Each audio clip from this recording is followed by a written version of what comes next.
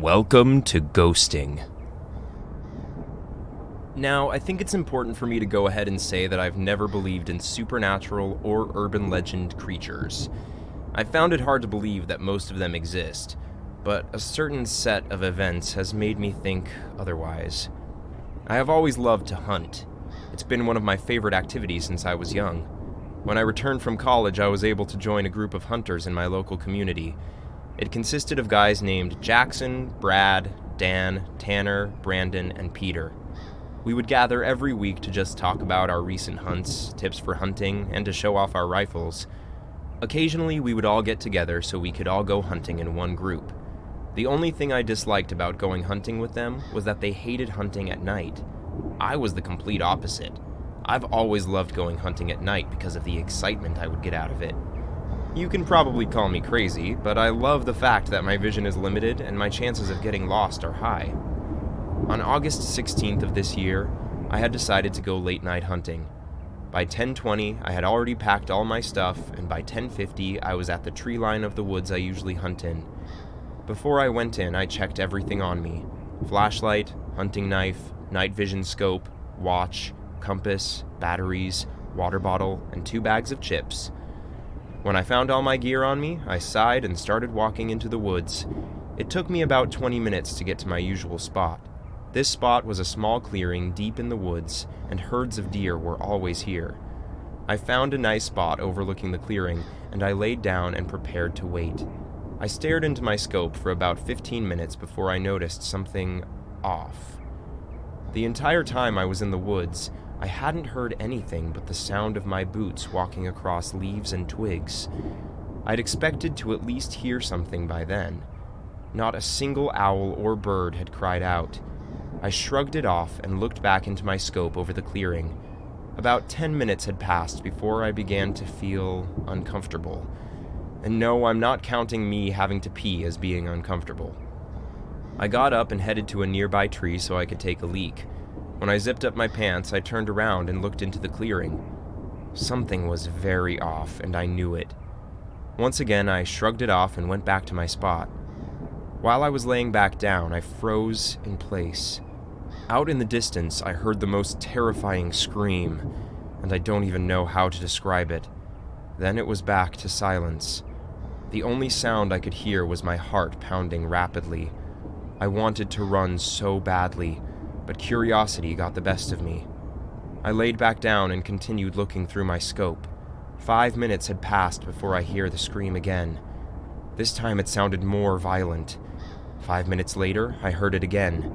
Then another 5 minutes passed before I heard it again. Each time, its location was different. It would seem to be getting closer to me, but then the next time it sounded further away. After 20 minutes of this, it stopped, and I've had enough. I get up and begin heading back towards the tree line. 12:54 a.m. was what my clock read when I checked it. While walking back, I heard the scream one last time. This time it sounded like it was close to the clearing I was at.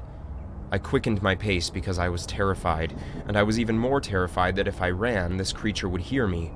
Suddenly, my nose picked up on a faint scent of decay.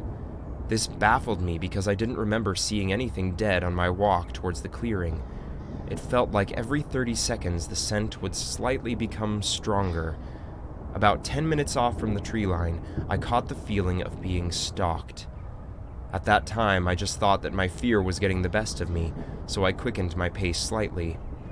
When I began to quicken my pace, the scent of decay became stronger. I wanted to run so badly because I felt like the scent was going to make me pass out. The only thing pacing through my mind was, "Don't run, don't run, don't run." Though that didn't last long as I went into a full sprint after I heard a thud and a twig snap a good couple of feet behind me. When I began running, I heard a group of thuds behind me. The smell of decay was greater than before. Luckily, I managed to reach the tree line before this thing caught me. I ran out of the tree lines almost stumbling and out of breath. I ran to my truck and hopped into the driver's seat. I fumbled with my key until I got it into the ignition. When I turned on my car, my headlights lit up the tree line in front of me. Right at the edge of the tree line was a long, slender creature that had most of its skeleton revealed. There were some patches of fur and muscle scattered about the main body. The thing that terrified me the most was its head. Its head was a wolf skull with sharp antlers growing out the top. There was nothing in its eye socket, just a void of nothing staring at me. After looking at these details, I turned around my truck swiftly and began driving at 60 miles per hour away from the tree line. Now I'm going to go ahead and say, don't drive at high speeds, especially if you are being hunted by a creature straight from hell. Heck, I was very lucky that I didn't crash, because when I looked at the mirror above me, I saw the creature on all fours sprinting at my truck. When I saw this, I laughed, because even though this creature was sprinting at a speed that no creature should be able to sprint, it couldn't reach my truck. It finally gave up when I turned onto the main road and began sprinting back to the forest. I got home around 1:50 that night, and when I unloaded all of my stuff back into my garage, I headed inside. I spent the next 2 weeks away from the woods. When I told the story to the guys, they laughed, and Jackson told me that I was good at making up stories. This pissed me off greatly. I stood up and told Jackson, "How about you go to those woods at midnight and tell me what you hear?" Jackson smiled and said that he would gladly go. He only angered me more, so I left and headed back home. When I got home, I slapped a frozen dinner in the microwave so I could at least have some dinner. After dinner, I brushed my teeth and hopped in bed. When I fell asleep, I found myself in the middle of the woods. I got on my feet and I just stood there, frozen in place. In the distance, I heard that scream again, the scream that originated from that creature. Following the scream, I heard 3 gunshots, the third separate apart from the first 2. After the third gunshot, I heard 2 men scream out in agony. I could only picture them being torn apart by whatever that monster was. Before I knew it, I was running toward the screams. I couldn't even control myself. After what felt like an eternity of running, I reached the clearing. Then the smell of decay filled my nose. I covered my nose and turned around just to see that awful creature in front of me, staring at me with its empty eyes. I could feel every breath it took, warm and filled with death. The creature suddenly grabbed me with its right arm and pulled me closer to its eyes. It spent a good moment staring at me before it opened its mouth. Out of it came the same scream that I've heard before, but this time it was deafening. I stood straight up into my bed, shaking. When I turned to look out the window, I could see sunlight pouring into my room. I sighed and reached for my phone. When I turned on my phone, I saw at least 30 missed calls and 60 text messages. I got out of my bed and went downstairs to my living room. I grabbed the remote and turned on the local news before heading to the kitchen so I could make breakfast. While I was doing my usual egg scrambling, I managed to pick up something on the news that caught my attention. They were talking about how 2 hunters disappeared in the wooded area I hunt at last night. When I looked at the text messages Jackson sent me last night, I became terrified. "I'm so sorry. Please forgive me. Dan and Peter, they are dead. I'm sorry for doubting what you said. Please forgive me." When I called Jackson, he didn't pick up, so I quickly ate my breakfast and went to his house. When I rang his doorbell, his wife answered the door. "Oh, hello, Mark. It's so good to see you," she said. When I asked her where Jackson was, she said he was at the police station talking with them. She then proceeded to explain to me the events that took place last night. Basically, Jackson took the group out to the woods I hunted in late last night. They spent a good 40 minutes out there before Jackson recommended leaving. The only people who didn't want to leave were Dan and Peter, who were determined to bag a late-night buck. When Jackson and the rest of the group reached their trucks, they heard the creature scream. Following were 3 gunshots, the third separate from the first 2. Jackson supposedly grabbed his rifle and began running back to the woods before he heard both of them screaming in agony. When the screaming stopped, Jackson just froze there, and Brad had to drag him back to his truck. That was all the info she provided me with, so I thanked her and drove down to the police station.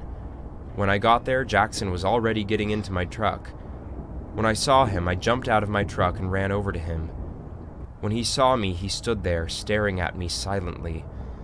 "So what did the police say?" I asked. "They're sending out a search party, and I was about to find you so I could ask if you would like to join it," he muttered out. I told him that I would gladly join it, so he handed me a piece of paper. The search party was going to take place in 4 hours from now. Fast forward 4 hours, and I'm at the meeting place for the search party.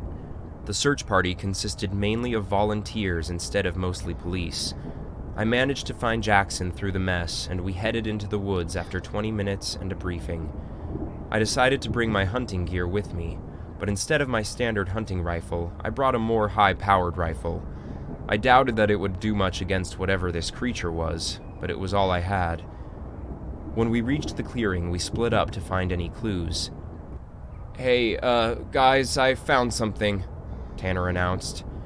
When we gathered around Tanner, we saw a trail of blood heading towards the trees. We didn't have to walk far before I threw up. In a tree, I saw the body of Dan hanging on a tree branch with one of his intestines keeping him on the branch. He was missing most of his vital organs. His heart, lungs, and eyes were missing. I could hear everyone else in the group running to nearby trees so they could puke. "Okay, we've seen enough. Can we leave?" I heard one of the guys ask. Jackson ignored the request and continued walking deeper in the woods. We all looked at each other, shrugged, and ran after Jackson. A good couple of feet away from Dan was the body of Peter. He was in the same condition as Dan, but this time he was impaled onto a branch. "Okay, we've confirmed their deaths. Now we can head back," announced Jackson. I gave a sigh of relief while fixing the gun on my shoulder. I didn't seem to notice how dark it was getting. Seeing these events took place in early January, daylight went quick. By 7:30 p.m. it was already dark in the woods. In the dark, we headed back towards our trucks, though we took an alternative path that none of us really knew. Soon, the smell of decay, a familiar smell, filled my nose. Following the smell, I felt as if I was being stalked. "Man, what is that terrible smell?" cried out Brandon. I walked up beside him and motioned him to be quiet. I didn't know if he understood, but I could only hope that he did. The smell of decay became stronger every step we took. Whatever this creature was had found us, but was hiding in the darkness. When the smell of decay was as strong as it could be, Brandon screamed. When I turned around, I saw the barely visible skull of the creature staring at us with its empty skull. I shrieked and burst into a sprint away from the creature. I didn't even think to use the rifle on my shoulder, but it probably wasn't going to do much anyway. Though the other guys did think to use their guns. The sounds of hunting rifles firing filled the woods. I could hear the creature screeching as the bullets hit it. Then I heard another scream, and that scream was from Brandon. I was the first to reach our trucks. When I reached mine, I collapsed on the hood, catching my breath.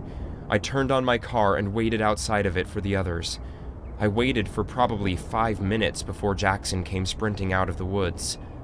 "What the hell was that?" Jackson cried out. I looked and replied, "I wasn't about to be ripped apart by some weird creature." Jackson just stared at me and got into his truck. "You know Brandon was killed," Jackson angrily informed. I was shocked. Jackson turned around his truck and drove off without saying another word. At this point, I decided to give up on the others. I got in my truck and drove home. I never saw the rest of the guys again.